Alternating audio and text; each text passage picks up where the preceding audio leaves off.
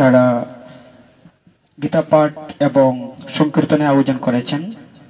তাই আমি এক অবাজন আজ দামোদর মাস উপলক্ষে আপনাদের সামনে পাঠে বসেছি।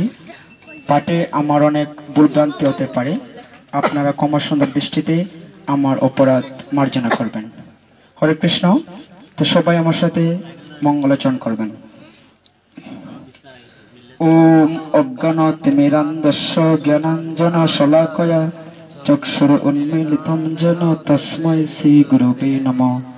শ্রী চৈতন্য মনঃ আবিষ্টম স্থাপিতম যেন ভূতলে নিতাংশ্চ নময়ং বিষ্ণুপাদায় কৃষ্ণপ্রষ্ঠায় ভূতলে শ্রীমতে ভক্তি বেদান্ত স্বামিনিতি নামিনে। নমস্তে সরস্বতী দেবে গৌরবাণী প্রচারিণে निर्विशेष शून्यवादी पश्चात देश तारिणे। हे कृष्ण करुणा सिंधु दीनबंधु जगतपते गोपेश गोपिका कांत राधा कांत नमस्तुते। तप्त कांचन गौरांगी राधे वृंदावनेश्वरी विश्वभानुसुते देवी प्रणमामि हरिप्रिये। वाञ्छाकल्पतरुभ्यश्च कृपासिन्धुभ्यो भक्तैकं नमामि भक्तशक्तिकं। नमो ब्रह्मण्य देवाय गो ब्रह्मण्य हिताय च जगद्दिताय कृष्णाय गोविन्दाय नमो नमः। मुखं करोति वाचालं पङ्गुलङ्घयते गिरिं यत्कृपातमहं वन्दे परमानन्दमाधवम्। ॐ वृन्दावै तुलसी देव्यै प्रियायै केशवस्य च विष्णुभक्ति पददेवी सत्यवत्यै नमो नमः। जय श्री कृष्ण चैतन्य प्रभु नित्यानंद श्री अद्वैत गदाधर श्रीवासादि गौर भक्तवृंद। हरे कृष्ण राम राम हरे हरे। हरे कृष्ण। उपस्थित आमार सामने आमार श्रद्धेय गुरुजन पितृमंडली मातृमंडली सकलेर चरणे आमार वैष्णवीय धन्यवाद प्रणाम। आमी कोन अध्याय थेके आलोचना करब আপনারা বলবেন। হরে কৃষ্ণ। চেষ্টা করব এই অধ্যায় থেকে আলোচনা করার।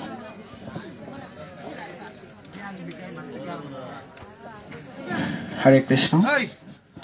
আমি জ্ঞান যুগ থেকে আলোচনা করব না।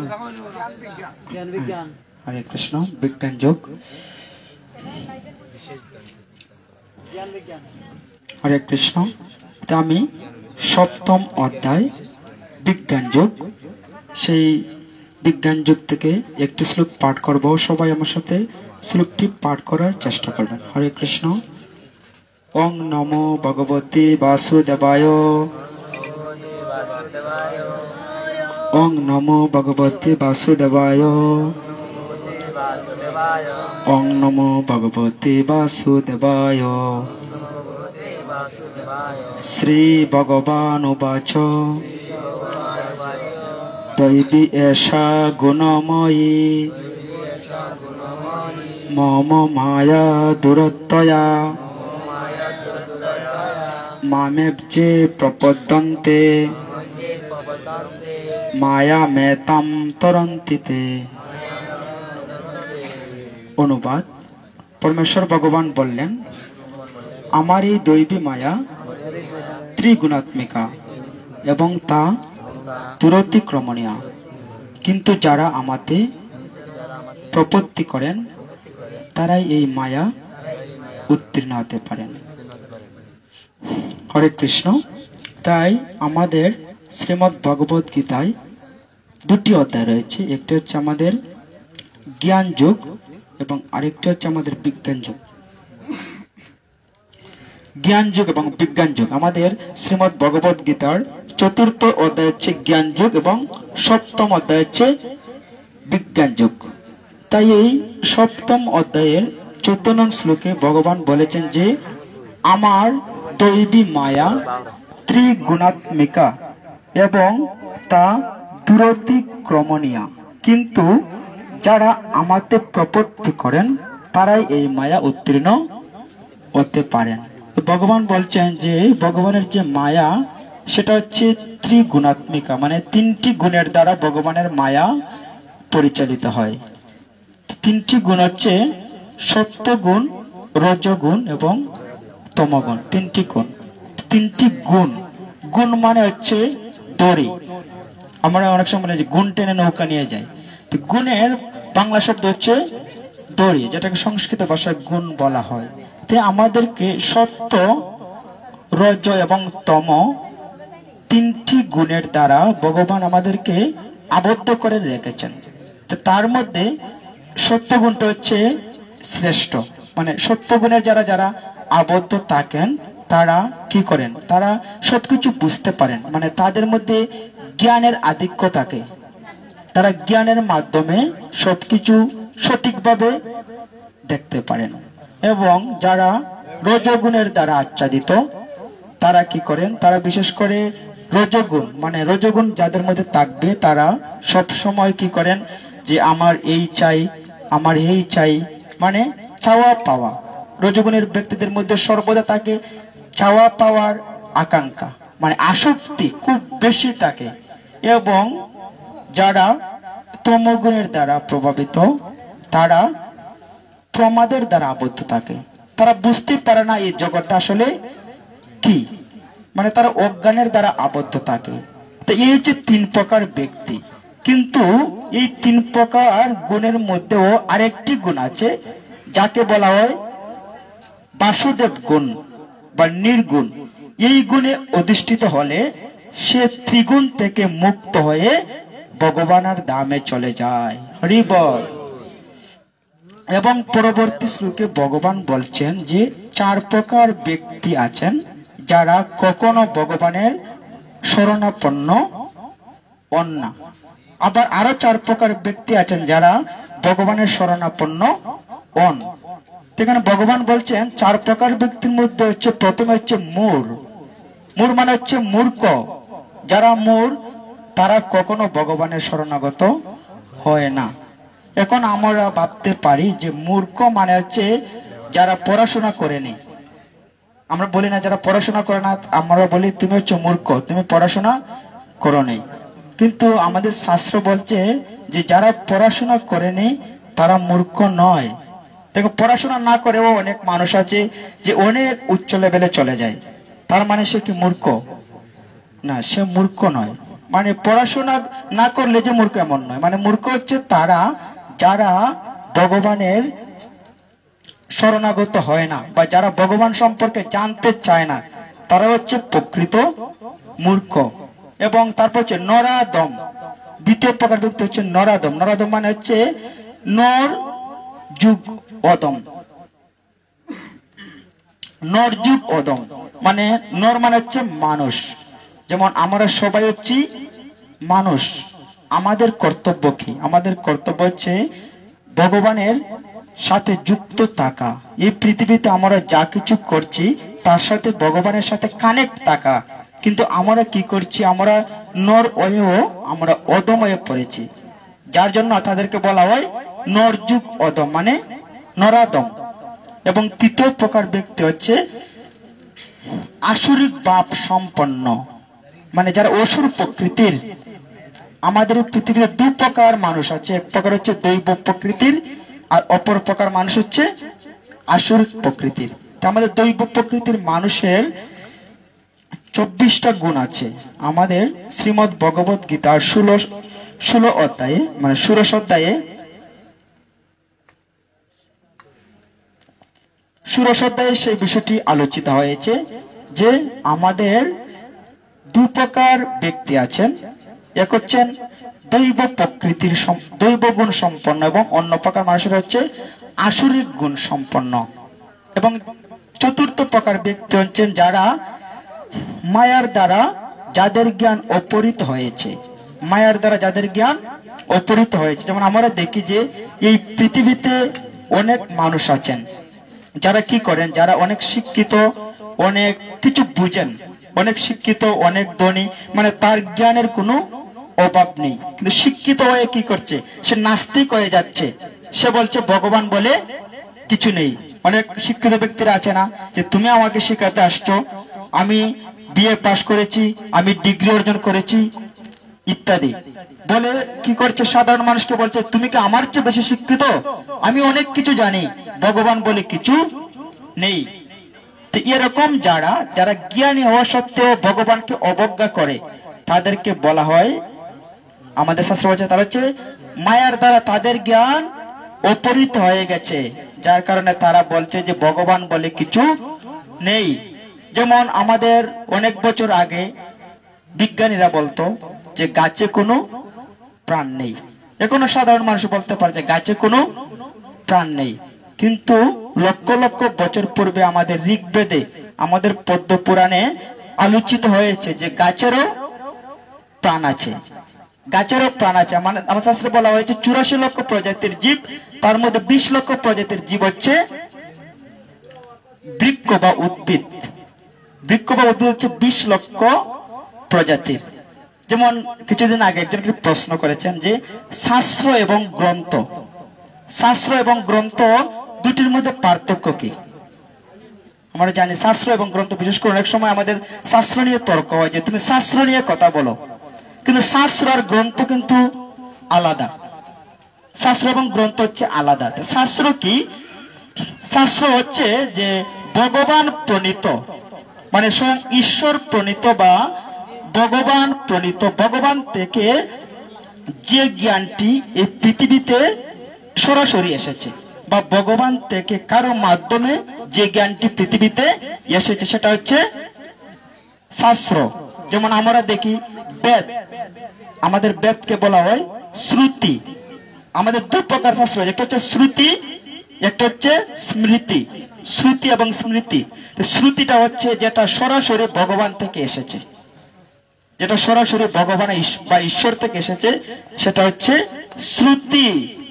আর স্মৃতিটা হচ্ছে যারা মানে ভগবান থেকে সেই জ্ঞানটি প্রাপ্ত হয়ে নিজে লিপিবদ্ধ করেছেন। আমাদের শ্রুতি হচ্ছে আমাদের 4 বেদ, ঋগ্বেদ, যজুর্বেদ, সামবেদ এবং অথর্ববেদ। এই 4টা বেদ হচ্ছে শ্রুতি। আর স্মৃতি হচ্ছে যেমন মনু সংহিতা, বরাহ সংহিতা, তারপর হচ্ছে আমাদের 18টি পুরাণ, 18টি উপপুরাণ, 108টি উপনিষদ, তারপর হচ্ছে রামায়ণ, মহাভারত এবং গীতা। গীতাকে কিন্তু আবার বলা হয় শ্রুতি, কারণ গীতা স্বয়ং ভগবান নিজের মুখে বলেছেন। তো এই যে আমাদের শ্রুতি এবং স্মৃতি, এগুলো হচ্ছে শাস্ত্র। এগুলো কি? এগুলো হচ্ছে শাস্ত্র। আর এর বাইরে যা কিছু আছে, এর বাইরে যা কিছু আছে সবকিছু হচ্ছে গ্রন্থ। যেমন আমরা যদি বলি যে একটি শাস্ত্রের নাম কি বলি, আমরা প্রায় সময় উদাহরণ দিয়ে থাকি, ভুলে গেলাম নামটি। মানে এরকম অনেক গ্রন্থ আছে যে সেগুলো হচ্ছে মানুষের তৈরি। অনেক গ্রন্থ আছে আমাদের বাংলাদেশে, অনেক গ্রন্থ আছে যেগুলো মানুষের তৈরি, সাধারণ মানুষের যেগুলো তৈরি করেছে বিভিন্ন শাস্ত্র থেকে রেফারেন্স দিয়ে, সেগুলো হচ্ছে গ্রন্থ, সেগুলো শাস্ত্র নয়। যেমন আমাদের 18টি পুরাণ, আমরা 18টি পুরাণের নাম কয়জনে জানি? জানি না, অনেকে জানে না। আমাদের জানা উচিত, কারণ আমাদের এগুলো কিন্তু শাস্ত্র। আমাদের 4টা বেদের নাম আমরা সবাই জানি, ঋগ্বেদ, সামবেদ, যজুর্বেদ, অথর্ববেদ। তা আমাদের পুরাণগুলোকে 3টি ভাগে ভাগ করা হয়েছে।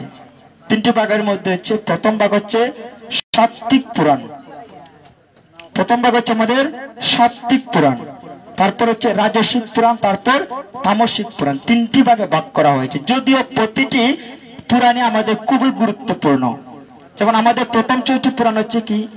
বিষ্ণু পুরাণ, বিষ্ণু পুরাণ, ভাগবত পুরাণ, পদ্ম পুরাণ, গরুড় পুরাণ, বরাহ পুরাণ এবং নারদীয় পুরাণ। এই পুরাণগুলিকে সবচেয়ে শ্রেষ্ঠ বলে উল্লেখ করা হয়েছে, এবং তার মধ্যে সর্বশ্রেষ্ঠ হচ্ছে ভাগবত পুরাণ সবচেয়ে। তারপর মধ্যে 4টি পুরাণ, মধ্যে 4টি পুরাণ হচ্ছে আমাদের প্রথম হচ্ছে ব্রহ্ম পুরাণ, তারপর হচ্ছে ব্রহ্মাণ্ড পুরাণ, ব্রহ্মবৈবর্ত পুরাণ, মার্কণ্ডেয় পুরাণ, ভবিষ্য পুরাণ এবং বামন পুরাণ। এই 4টি পুরাণকে মধ্য বা রাজসিক পুরাণ বলে উল্লেখ করা হয়েছে। এবং আরো 4টি পুরাণ হচ্ছে আমাদের শিব পুরাণ, লিঙ্গ পুরাণ, অগ্নি পুরাণ, মৎস্য পুরাণ, কুর্ম পুরাণ এবং বরাহ পুরাণ, স্কন্দ পুরাণ। স্কন্দ পুরাণ, এই 4টি পুরাণ নিয়ে হচ্ছে আমাদের 18টি পুরাণ। এই 18টি পুরাণ আমাদের কি? শাস্ত্র। যেমন অনেক সময় আমরা যদি বলি যে কাউকে যখন প্রশ্ন করি তখন বলে শাস্ত্র থেকে বলুন, তো এগুলো হচ্ছে আমাদের শাস্ত্র। এর বাইরে যদি কেউ বলে তাহলে সেটা শাস্ত্র হবে না, সেটা মন গড়া হবে। তা আমাদের ভগবান বলছেন যে ভগবান আমাদের এই শাস্ত্রগুলোতে এত জ্ঞান দিয়েছেন, এত জ্ঞান দিয়েছেন যে আমাদের বাইরের কোনো কথা বলার আমাদের প্রয়োজন নেই। যেমন আমাদের 4টি বেদ, যে বিশেষ করে অনেক সময় আমাদের প্রশ্ন করা হয় যে আমাদের আদি সনাতন ধর্মের আদি ধর্মগ্রন্থের নাম কি? সনাতন আদি ধর্মগ্রন্থের নাম হচ্ছে বেদ। বেদকে 4 ভাগে ভাগ করা হয়েছে। 4 ভাগে ভাগ করা, প্রথম হচ্ছে আমাদের ঋগ্বেদ। ঋগ্বেদে কি আলোচিত হয়েছে? আমাদের ঋগ্বেদের 4টি বেদের 4 জন অধ্যাপক আছেন। এক একটি বেদকে এক একজন মহর্ষি অধ্যাপনা করেছেন, যাদেরকে বলা হতো বেদের অধ্যাপক। আমাদের ঋগ্বেদের অধ্যাপক ছিলেন পৈল মহর্ষি। পৈল নামে একজন মহর্ষি, তিনি ছিলেন ঋগ্বেদের অধ্যাপক। সেই ঋগ্বেদে আমাদের বিভিন্ন মন্ত্রাবলী, যেমন আমরা বিবাহ, শ্রাদ্ধ, মানে আমরা যতগুলো মন্ত্র, আমাদের যতগুলো শাস্ত্রীয় মন্ত্র আছে, সেগুলো ঋগ্বেদে আলোচিত হয়েছে। এছাড়াও আমাদের দশবিধ সংস্কার, যাগ, যজ্ঞানুষ্ঠান, এসবগুলোর মধ্যে যা কিছু লাগে, যেমন আমাদের গায়ত্রী মন্ত্র, আপনারা জানেন যারা ব্রাহ্মণ তারা কি করেন? গায়ত্রী মন্ত্র জপ করেন। সেই গায়ত্রী মন্ত্র বেদে উল্লেখিত আছে, ঋগ্বেদে। তারপরে হচ্ছে দশবিধ সংস্কার, যেটা সবচেয়ে গুরুত্বপূর্ণ। দশবিধ সংস্কারের মধ্যে হচ্ছে আমাদের গর্ভাধান, সীমান্ত উন্নয়ন, পুনবংশ, তারপর হচ্ছে নামকরণ, অন্নপ্রাশন, বিবাহ। মানে 10টি সংস্কার রয়েছে। যেমন আমাদের সমাজে আমরা দেখি, আমরা ছোটবেলা কি করি, মানে জন্ম হওয়ার সাথে সাথে শিশুর নামকরণ করি।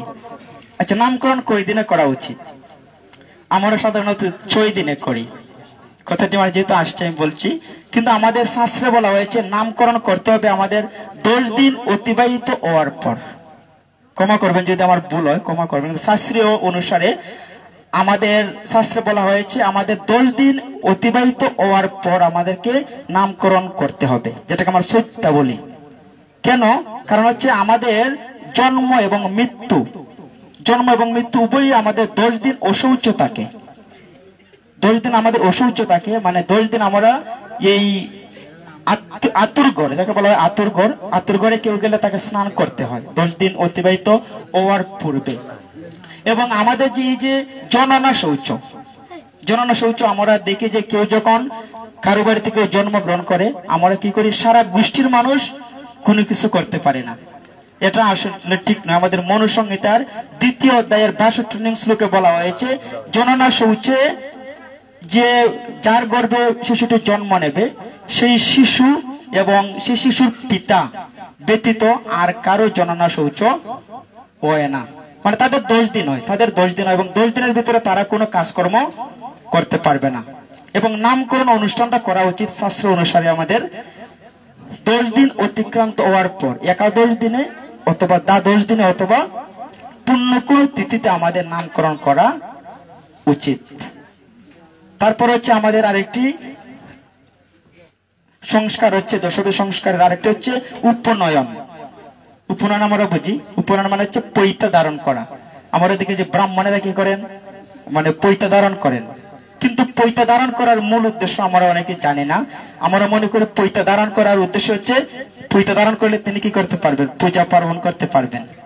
কিন্তু আমাদের শাস্ত্রে বলছে কি যে পৈতা ধারণ করার মূল উদ্দেশ্য হচ্ছে যেদিন সে পৈতা ধারণ করবে সেদিন সে মানে গুরু গৃহে গমন করবে, সেদিন থেকে সে বিদ্যা লাভ করতে পারবে।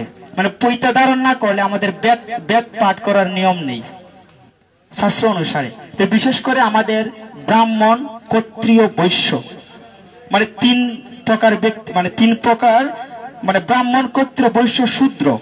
আমাদের 4টি বর্ণ আছে, কিন্তু শূদ্র বলে কোনো বর্ণ নেই। মানে আমরা জন্মগত ভাবে সবাই আমরা শূদ্র, জন্মগত ভাবে আমরা সবাই শূদ্র। যেমন আমরা অনেক সময় মনে করি নমশূদ্র মানে হচ্ছে শূদ্র, আসলে না। শূদ্র হচ্ছে জন্মগত ভাবে সবাই শূদ্র, কিন্তু সংস্কারের মাধ্যমে। সে সংস্কারটা কি? সে সংস্কারটা হচ্ছে আমরা যখন এই পৈতা ধারণ করব, পৈতার আরেকটি নাম হচ্ছে যজ্ঞ উপবিত। যজ্ঞ উপবিত মানে হচ্ছে কি যজ্ঞ করা হয় এবং সেই যজ্ঞের মধ্যে সেই পৈতাটি পেঁচানো হয়। এবং সেই যজ্ঞ সম্পন্ন হওয়ার পর একজন ব্যক্তিকে সেই পৈতাটি ধারণ করা হয়। মানে এটা সবার অধিকার আছে, মানে শাস্ত্র অনুসারে সত্য কথাটা সবার অধিকার আছে। এবং সে যখন সেই পৈতা ধারণ করবে তখন সে দ্বিজে পরিণত হবে। মানে দ্বিজ অর্থ হচ্ছে সে মানে শূদ্র থেকে মুক্তি লাভ করবে। এবং যখন সে পৈতা ধারণ করবে তখন সে বেদ পাঠ করার যোগ্য হবে এবং সেটার অধিকার সবার আছে। এখন যদি আমাদের গ্রামে কোনো ছেলে পৈতা ধারণ করে, আমরা কি করব? আমরা হয়তো গ্রাম থেকে বের করে দেব। আসলে সত্য কথা, পৈতা ধারণ করলে সে যজ্ঞ করতে পারবে এমন না। তো এটা হচ্ছে আমাদের একটি সংস্কার। তারপর হচ্ছে বিবাহ সংস্কার।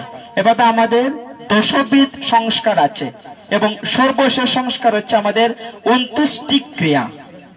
অন্ত্যেষ্টি ক্রিয়া মানে হচ্ছে মৃতের সংস্কার। তবে আমি একটি কথা না বললেই নয়, বিশেষ করে আমাদের নামকরণ, মানে আমরা যখন একটি শিশুর নাম রাখি, বিশেষ করে আমাদের সমাজে আমরা দেখি যে আমরা শাস্ত্রীয় বিষয়গুলো আমরা ফলো করি না, মানে শাস্ত্রকে আমরা লক্ষ্য করি না।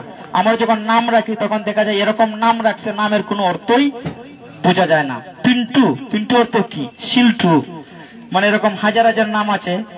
একজনের নাম রাখছে কি, নামটা বলে নিমকি। নিমকি কি ধরনের নাম হইলো? তো আমাদের এরকম নাম রাখা হচ্ছে। যেমন এক সময় একটি বাড়িতে মানে কন্যা দেখার জন্য কিছু লোক আসছে, তারা কন্যা দেখবে। তখন কি হয়েছে, তাদেরকে তাদের অতিথিশালায় রাখা হয়েছে যে তোমরা এখানে থাকো, আমরা তোমাদের জন্য খাবার ব্যবস্থা করেছি। তখন কি হয়েছে, তখন তাদের জন্য খাবার নিয়ে আসবে সেই কন্যার বাবা।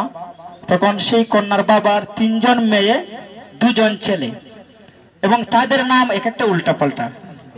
কি প্রথমেই তার ছেলেকে ডাকছে যে বাবা, বাবা বাঙ্গা, বাবা বাঙ্গা, তুমি বাঙ্গা প্লেট নিয়ে আসো। তখন কি করছে, ছেলে প্লেট নিয়ে গেছে। কিছুক্ষণ পর কি করেছে, আরেকটি ছেলেকে ডাকছে যে ছেলে, বাবু, বাবু পুটু, তুমি পুটু গ্লাস নিয়ে আসো। পুটু গ্লাস, যে গ্লাসে জল থাকবে না। তখন আরো কিছুক্ষণ সময় গিয়েছে, তারা অতিথিরা অতিথিশালায় বসে আছে। তখন মেয়ের নাম রাখছে যে মা বাসি, মা বাসি, বাসি ভাত নিয়ে আয়। এবং আরেক মেয়ের নাম রাখছে ময়লা, যে মা ময়লা, ময়লা জল নিয়ে আয়। তখন যারা অতিথিরা ছিল তারা ভাবছে যে কি এরকম ময়লা জল, বাসি ভাত, তারা অবাক হয়ে গেছে এবং তারা রেডি হয়ে গেছে যে এই বাড়ি থেকে, এই বাড়িতে থাকা যাবে না, আমরা সবাই এই বাড়ি থেকে পালিয়ে চলে যাই। অবশেষে তার যে ছোট মেয়ে ছিল, ছোট মেয়ের নাম রাখছে পচা, মা পচা, পচা ডাল নেয় মা। যখন পচা ডালের কথা বলেছে, তারা তো মানে সামনের দরজা দিয়ে ঢুকেছিল, তারা এই অবস্থা থেকে তারা পিছনের দরজা দিয়ে পালিয়ে গেছে। তো এই অবস্থা হচ্ছে আমাদের সনাতন ধর্মের, বিশেষ করে আমাদের নামের অবস্থা। এই গল্পের একজন প্রভু বলেছিলেন যে নামের অবস্থা এরকম হয়ে গেছে যে আমরা শাস্ত্রীয় সিদ্ধান্ত আমরা গ্রহণ করছি না। আমার দেখা যায় সুহেল, সুহেল নাম আছে না আমাদের সমাজে। সুহেল মানে কি? সুহেল একটি আরবি শব্দ। সুহেল মানে হচ্ছে তারকা, সুহেল মানে তারকা, কিন্তু শব্দটা হচ্ছে আরবি। তা আমাদের বিশেষ করে আমাদের নামগুলোর অর্থপূর্ণ হওয়া উচিত। একটি নামের অনেক মাহাত্ম্য রয়েছে। তা আমাদের নাম রাখার আগে বিশেষ করে আমাদের যারা আমাদের গুরুজনেরা আছেন তাদের সিদ্ধান্ত নেওয়া উচিত। বিশেষ করে একটি শিশু যখন জন্মগ্রহণ করবে, সে কোন রাশিতে জন্মগ্রহণ করেছে সেই রাশি অনুযায়ী আমাদের নাম রাখা উচিত। বিশেষ করে আমাদের শাস্ত্রীয় সিদ্ধান্তগুলো আমাদের মেনে চলা উচিত। তাই আমাদের যে সংস্কার, এই সংস্কারের মাধ্যমে আমরা কি করি, আমাদের ধর্মীয় জ্ঞান আমরা লাভ করি। তা আমাদের অন্তিম সংস্কার হচ্ছে আমাদের অন্ত্যেষ্টি ক্রিয়া। অন্ত্যেষ্টি ক্রিয়া মানে হচ্ছে যে মৃত্যু, মানে আমরা যে কি করি, শ্মশানে দাহ করি, এটা হচ্ছে অন্ত্যেষ্টি ক্রিয়া। একজন মানুষের যতগুলো সংস্কার আছে সর্বমোট হচ্ছে 16 সংস্কার, তার মধ্যে অন্ত্যেষ্টি ক্রিয়া হচ্ছে সর্বশেষ সংস্কার। তা আমাদের কেন আমাদেরকে দাহ করা হয়? অনেকে আমাদেরকে প্রশ্ন করে যে সনাতন ধর্মে কেন দাহ করা হয়। তা আমাদের শাস্ত্রে বলা হয়েছে আমাদের এই দেহটা 5টি উপাদান দিয়ে তৈরি। 5টি উপাদান কি? যে ভূমি, জল, বায়ু, অগ্নি, আকাশ, মন, বুদ্ধি এবং অহংকার। ভূমি মানে হচ্ছে মাটি, ভূমি জল মানে পানি, বায়ু মানে বাতাস, অগ্নি মানে আগুন এবং আকাশ মানে শূন্যস্থান। এই 5টি উপাদান দিয়ে আমাদের দেহটা তৈরি। যখন আমরা মৃত্যুবরণ করি বা আমরা দেহত্যাগ করি, দেহত্যাগ করার সাথে সাথে আমাদের সেই 5টি বস্তু পৃথিবীতে মিশে যায়। এবং আমাদের শাস্ত্রে বলা হয়েছে আমাদের 5টি জিনিস সবচেয়ে পবিত্র, মাটি, জল, বায়ু, অগ্নি, আকাশ। তার মধ্যে সবচেয়ে পবিত্র হচ্ছে অগ্নি। হরি বল। সবচেয়ে পবিত্র জিনিস কি? অগ্নি। যেমন আমরা যজ্ঞ করি, অগ্নিকে বলা হয়েছে দেবতাদের মুখ বলে আখ্যায়িত করা হয়েছে। অগ্নি হচ্ছে দেবতাদের মুখ। অগ্নিতে যখন কোনো কিছু দেওয়া হয় সেটা সাথে সাথে কি হয়ে যায়? পবিত্র হয়ে যায়। তা আমাদের যখন দাহ করা হয়, বিশেষ করে অন্যান্য ধর্মের লোকেরা খুবই আমাদেরকে বলে যে তোমরা একেবারে তোমাদের কোনো মায়া দয়া নাই, যে সারা জীবন তাকে লালন পালন করেছে তোমার বাবা, আর তাকে তুমি মুখাগ্নি করে আগুনে জ্বালিয়ে দিচ্ছ, তোমার কি কোনো মায়া দয়া নেই? কিন্তু আমাদের শাস্ত্র কি বলছে? আমাদের শাস্ত্র বলছে যে আমরা একটি যজ্ঞ করছি, যে যজ্ঞের মধ্যে কি দেওয়া হয়? যজ্ঞের মধ্যে দেওয়া হয় কলা দেওয়া হয়, এই কলা অর্পণ করা হয়। ঠিক তেমনি ভাবে যখন আমরা অন্ত্যেষ্টি ক্রিয়া করি, সেই অন্ত্যেষ্টি ক্রিয়ার ফল হচ্ছে সেই ব্যক্তি, এবং অন্ত্যেষ্টি ক্রিয়ার ফলে কি হয়? এই যজ্ঞের ফলে এই দেহটা থেকে সমস্ত পাপ অগ্নিতে প্রবেশ করে, পাপ থেকে মুক্ত হয়ে যায়। হরি বল। এবং এই অন্ত্যেষ্টি ক্রিয়া হচ্ছে একটা যজ্ঞ। এবং আমাদের উচিত কেউ যখন মারা যায়, আমাদের পরিচিত কেউ যদি মারা যায়, তাহলে আমাদের সেই যজ্ঞে অংশগ্রহণ করা উচিত। আমরা অনেক সময় দেখি নিমন্ত্রণ দিলে আমরা যজ্ঞে যাই, মানে আমরা দায়ে যাই, আর নিমন্ত্রণ না দিলে যাই না। কিন্তু অরিজিনাল অর্থ হচ্ছে যখন আমি মৃত্যুর সংবাদ শুনবো, শোনার সাথে সাথে উচিত সেখানে অংশগ্রহণ করা। এবং আমাদের সমাজে আর একটি সমস্যা হচ্ছে যে, ক্ষমা করবেন যদি ভুল হয়, মানে আমরা কি করি, আমরা অনেক সময় নিমন্ত্রণ দেই না, যে তাকে খাওয়াতে হবে। হ্যাঁ, তাকে তো খাওয়াতে হবে। আমি যে নিমন্ত্রণ দিতাম, তিনি তো আমার গোষ্ঠীর না, তিনি তো আমার আত্মীয় স্বজন না, পরিচিত, কিন্তু তাকে তো খাওয়াতে হবে। যেমন আমরা বিশেষ করে শ্রাদ্ধ বাসরে খাওয়া, এটাও আসলে ঠিক নয়। আমাদের শাস্ত্রে বলা হয়েছে শ্রাদ্ধ বাসরে খাওয়া বা মৃত ব্যক্তির বাড়িতে খাওয়া ঠিক নয়। যেমন আমাদের মহাভারতের অনুশাসন পর্বে এই সম্পর্কে বলা হয়েছে যে কারো বাড়িতে যদি সুখগ্রস্ত অবস্থায় থাকে, কেউ যখন সুখগ্রস্ত অবস্থায় থাকে, কেউ যখন অপ্রসন্ন থাকে, কেউ যখন দুঃখিত থাকে, সেই অবস্থায় আমাদের সেই বাড়িতে আহার বা কোনো কিছু গ্রহণ করা আমাদের উচিত নয়। এবং শ্রাদ্ধ বাসরে একমাত্র খাওয়ার যোগ্য হচ্ছেন ব্রাহ্মণ, মানে ব্রাহ্মণদেরকে খাওয়ানো উচিত। মানে ব্রাহ্মণ ভোজন, যাকে বলা হয় ব্রাহ্মণ ভোজন, ব্রাহ্মণদেরকে ভোজন করলে আমাদের মঙ্গল হয়।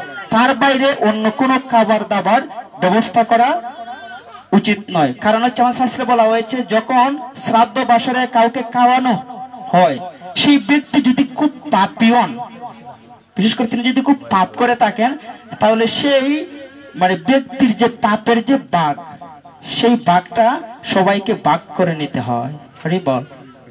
এটা আমাদের গরুর পুরাণে বিষয়টি বর্ণিত আছে, হ্যাঁ, যে আমাদের সেই ব্যক্তির পাপের ভাগগুলো আমাদেরকে নিতে হয়। এছাড়াও আমরা যখন মৃত্যুবরণ করি, আমাদের 3টি জিনিস, আমি 5টি জিনিস বলেছিলাম যে ভূমি, জল, বায়ু, অগ্নি, আকাশ, এই 5টি জিনিস আমাদেরকে ধ্বংস হয়ে যায়। কিন্তু মন, বুদ্ধি এবং অহংকার, মন, বুদ্ধি এবং অহংকার কখনো নষ্ট হয় না, সেটা আমাদের সাথে নিয়ে যায়। আমাদের শরীরের ভিতরে কি আছে? আত্মা। আত্মা মানে হচ্ছে আমি, আর সেখানে আরেকজন ব্যক্তি আছেন আত্মার সাথে, তিনি হচ্ছেন পরমাত্মা। পরমাত্মা হচ্ছেন ভগবান, আর আত্মা হচ্ছে আমি। সেই আত্মা কি করে? আমাদের মন, বুদ্ধি এবং অহংকার তাকে সাথে নিয়ে চলে যায়। এবং যদি আমি পৃথিবীতে পুণ্য কর্ম করে থাকি, মানে পুণ্য কর্মের ভাগ যদি আমার বেশি হয়, তাহলে আমি স্বর্গলোকে যাব। এবং যদি পাপ কর্মের ভাগ বেশি হয়, তাহলে আমি নরকে আমাকে গমন করতে হবে। এবং যদি আমি ভগবত কর্ম করি, তাহলে আমাকে ভগবত ধামে চলে যাব। আমাদের ভগবত গীতায় ভগবত ধামের কথা বলা হয়েছে যে নতৎ বাসতে সূর্য ন শশাঙ্ক ন পাবক ইয়ৎ গত্তান নিবর্তন্তে তদ্ধাম পরমম। অর্থাৎ ভগবান বলছেন যে চন্দ্র চন্দ্র সূর্য অগ্নি বা বিদ্যুৎ আমার সেই পরম ধামকে আলোকিত করতে পারে না, যেখানে গেলে তাকে আর এই জড় জগতে ফিরে আসতে হয় না। যদি আমরা ভগবত কর্ম করি, মানে ভগবান সম্বন্ধীয় যত কর্ম আমরা করি, আমাদের সেই কর্মের ফলস্বরূপ আমরা ভগবানকে প্রাপ্ত হব। ভগবান বলছেন, যদি তুমি আমার জন্য একটু অনুষ্ঠান করো, স্বল্পম অপি অস্য ধর্মস্য, মানে স্বল্প অনুষ্ঠানও যদি করো, আমার জন্য যদি একদিনও তুমি হরিবাসরে আসো, আমার জন্য তুমি যদি একদিনও যদি একটি ফুল দান করো, একদিনও একটি ফল দান করো, একদিনও যদি আমার ভক্ত সঙ্গ করো, মানে স্বল্পম অপি অস্য ধর্মস্য, আমার জন্য যদি তুমি স্বল্প করো, তাহলে কি হবে? সেই স্বল্প অনুষ্ঠানটাকে সংসার রূপ মহাবয় থেকে পরিত্রাণ করে। তাই যারা আমরা দামোদর মাস পালন করছি, একটা মাস আমরা নিরামিষ খাচ্ছি, যারা পারছি না তারাও সমস্যা নেই, তারাও আমরা ভগবানের সাথে যুক্ত হওয়ার চেষ্টা করছি। তাই যে আমরা যে একটা মাস ভগবানের জন্য সময় দিচ্ছি, সেটা অনেক। তাই আমাদের স্বল্প অনুষ্ঠান, আমরা যদি পৃথিবীতে ধন সম্পদ টাকা পয়সা অনেক কিছু রেখে যাই, কিন্তু সেটা মৃত্যুর পর আমার কোনো কাজে আসবে না, মানে হাজার অনুষ্ঠানে কাজে আসবে না। কিন্তু যদি আমি স্বল্প করি, আমি বলছি না আপনি সবকিছু বাদ দিয়ে করেন, মানে সবকিছুর সাথেই যদি স্বল্প ভগবানের জন্য করেন, সেটা কখনো ব্যর্থ হবে না। তাই এক সময় আমি একটি উপাখ্যান বলছি। এক সময় রামচন্দ্র, আমরা ভগবান রামচন্দ্রকে চিনি, যেমন আমরা দীপাবলি করি, আমি যেটি বলছি দীপাবলি করি না আমরা, দীপাবলি মানে হচ্ছে দিবানিত্যা। দিবানিত্যা আসলে কেন করি?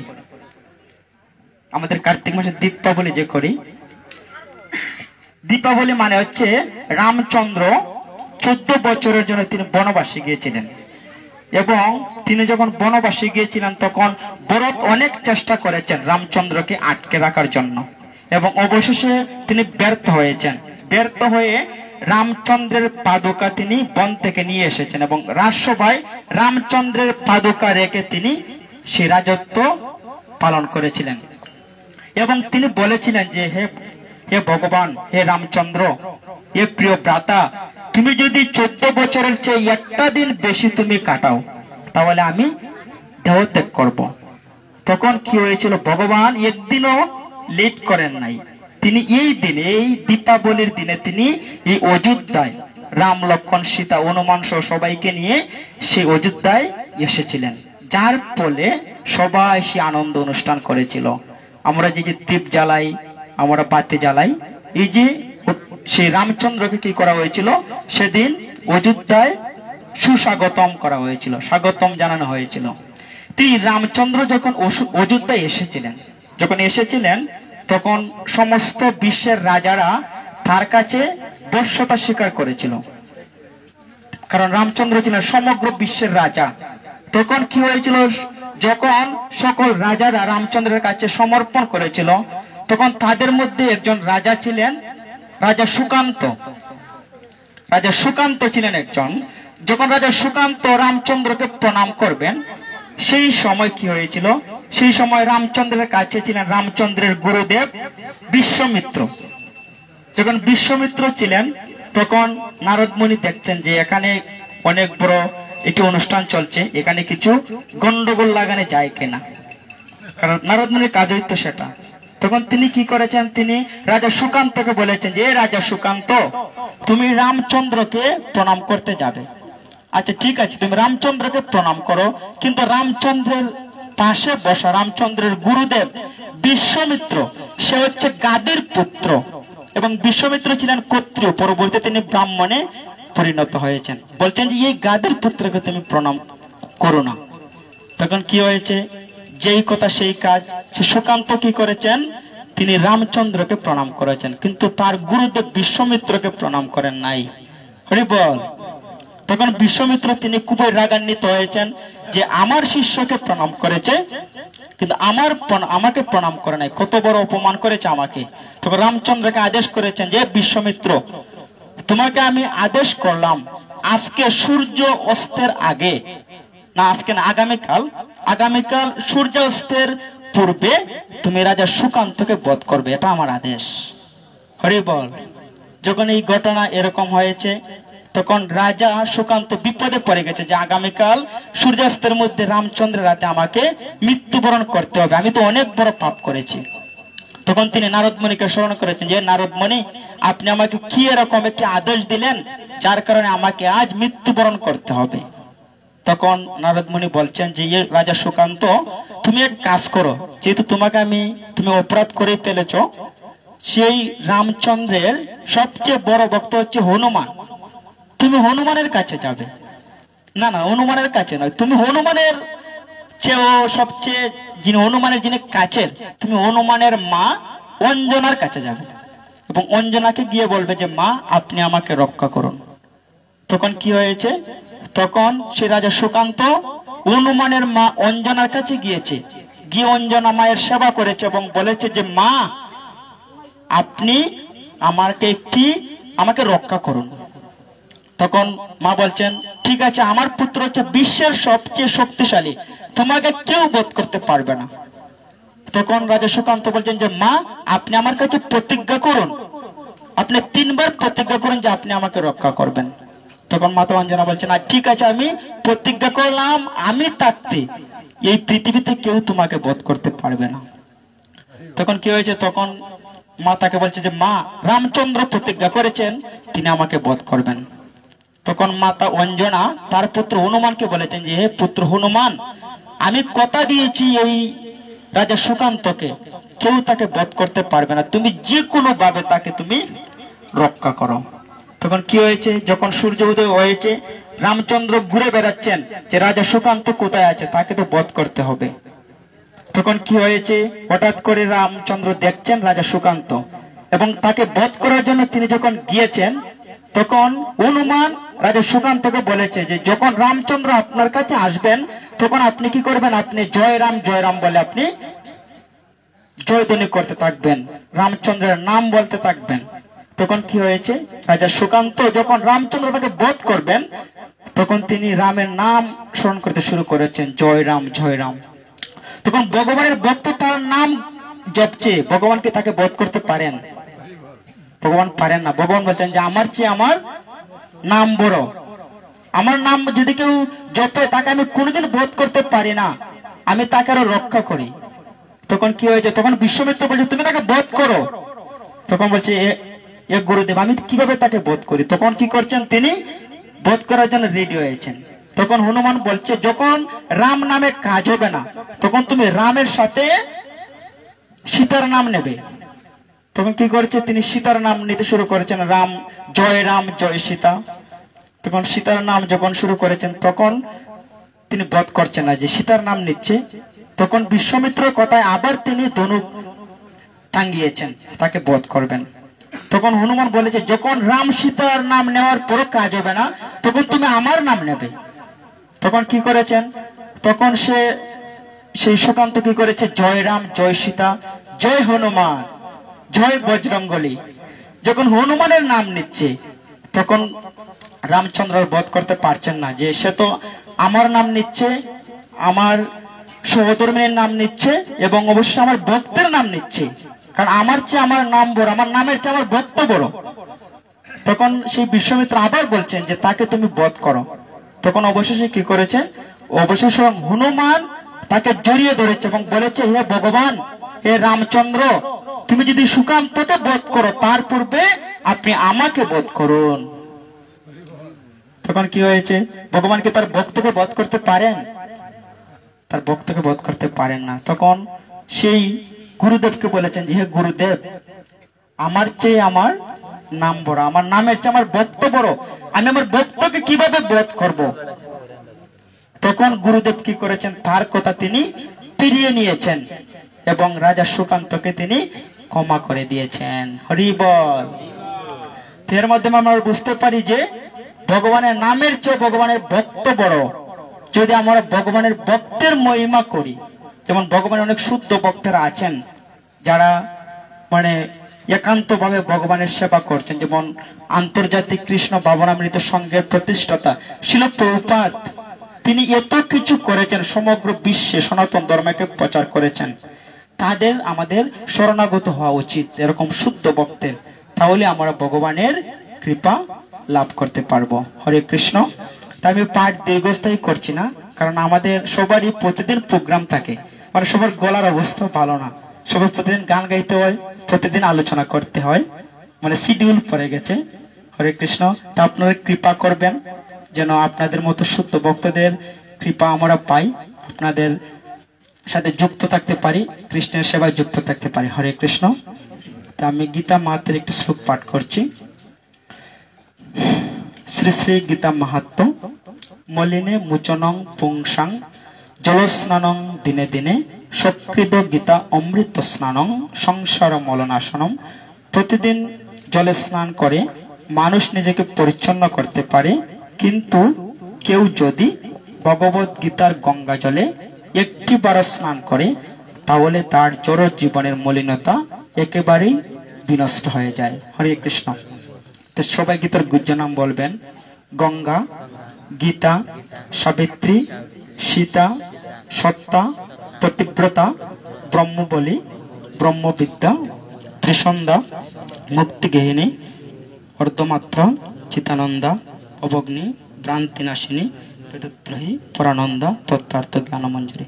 জয় শ্রীকৃষ্ণ চৈতন্য প্রভু নিত্য আনন্দ, শ্রী অদ্বৈত গদাধর প্রসাদী গৌর ভক্তবৃন্দ।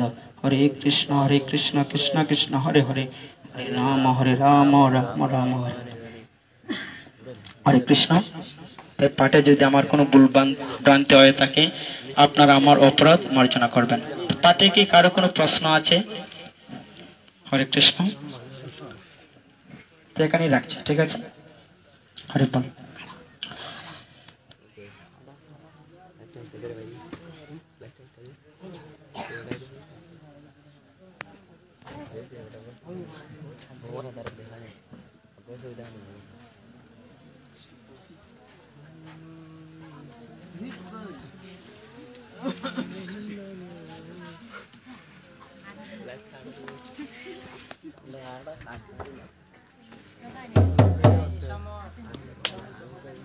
ভিডিও